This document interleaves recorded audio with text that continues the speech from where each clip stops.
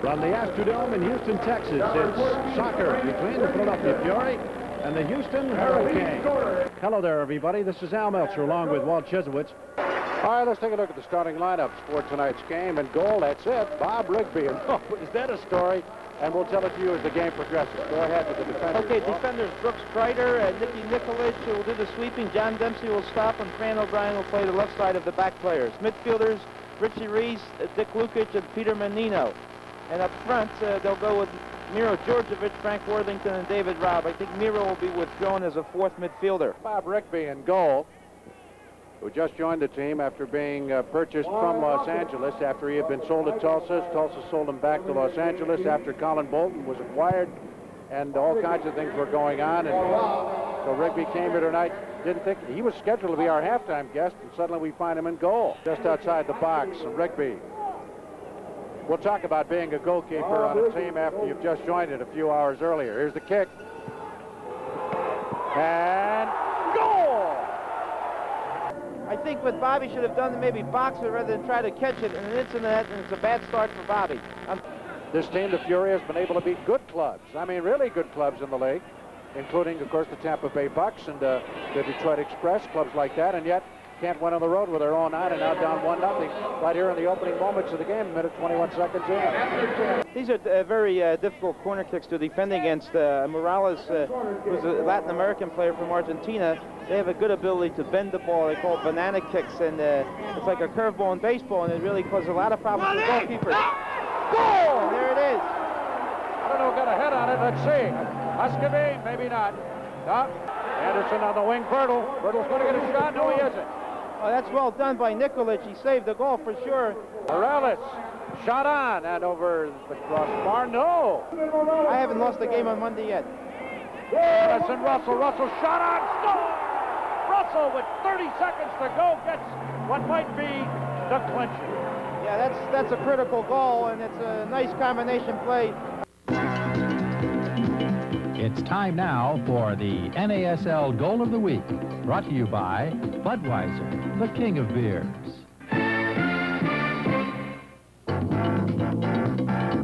Each week, Budweiser presents the Goal of the Week, selected by Paul Gardner, editor of Soccer Express magazine, from the past week's NASL action. This is Paul Gardner. This week we're in Fort Lauderdale. The Tulsa Roughnecks are leading the Strikers by 2-1 with only 30 seconds left to play. Whalen trying to get it in there, battling for it now. Controlled by Irving. Irving will check it. Hudson is loose. Hudson will try to cross it with 10 seconds left. Hudson crosses it. The head ball scores! Gerd Mueller tying the game for Fort Lauderdale with only 7 seconds left. With the Strikers doing all the pressing, Tulsa just could not get the ball out of their goal mouth. Then Ray Hudson, by sheer persistence, got the ball and worked it almost to the goal line. Here you see him confronting a fullback, pulling it back with his left foot, and then almost casually chipping this ball with his right into the middle, just over 2 defenders, and there is Gerd Mueller swinging his whole body into the ball to absolutely pound it into the net. It took Fort Lauderdale only 13 seconds of overtime to score the winning goal. With the final score, Fort Lauderdale 3, Tulsa 2. Watch next week for the NASL Goal of the Week, selected from NASL action, and brought to you by Budweiser, the king of beers. As we join you, we have a new goalie for you. We thought he was going to be the goalie when we started this telecast with Keith Van Aaron.